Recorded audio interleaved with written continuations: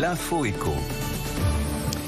Mais on fait d'abord un point sur l'actualité avec Thomas Schnell. Bonjour Thomas. Bonjour Stéphane, bonjour à tous. Cette fois, Moscou dit avoir des preuves. La Russie accuse le Royaume-Uni d'être à l'origine des explosions qui ont endommagé les gazoducs Nord Stream en mer Baltique fin septembre. De telles actions ne peuvent pas être laissées sans réponse. Nous allons réfléchir aux mesures à prendre, prévient le porte-parole du Kremlin. Pendant ce temps, Erdogan s'entretient avec Vladimir Poutine et Zelensky à propos de l'accord sur les céréales ukrainiennes. 3 navires ont déjà pu quitter l'Ukraine ce matin, malgré le retrait de la Russie sur les exportations ukrainiennes. D'autres bateaux devraient partir aujourd'hui, alors que les difficultés de livraison imposées risquent d'accentuer le phénomène d'inflation à l'ouest, mais aussi la famine en Afrique.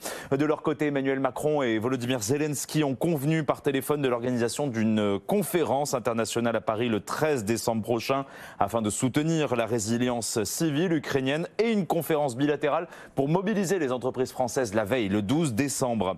Aux États-Unis, les prix manufacturiers baissent pour la première fois depuis mai 2020 et le début de la pandémie. L'indice mesurant les prix est tombé à 46,6%, en dessous des 50%, un seuil qui fait la différence entre la croissance et la contraction. Uber enregistre une lourde perte, 1,2 milliard de dollars au 3e trimestre, dont près de la moitié en raison de ses dépréciations dans les participations de la plateforme. La plateforme de réservation de véhicules voit toutefois ses revenus bondir de 72% à 8,3 milliard de dollars. Dans les échanges préalables à l'ouverture de Wall Street, le titre gagnait près de 9%.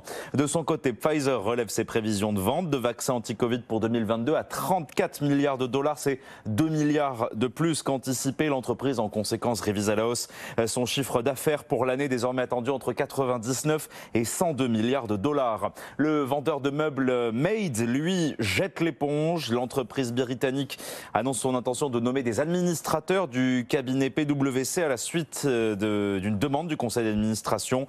À terme, la cotation sera annulée pour toutes les valeurs résiduelles qui seront distribuées aux actionnaires et la société sera liquidée.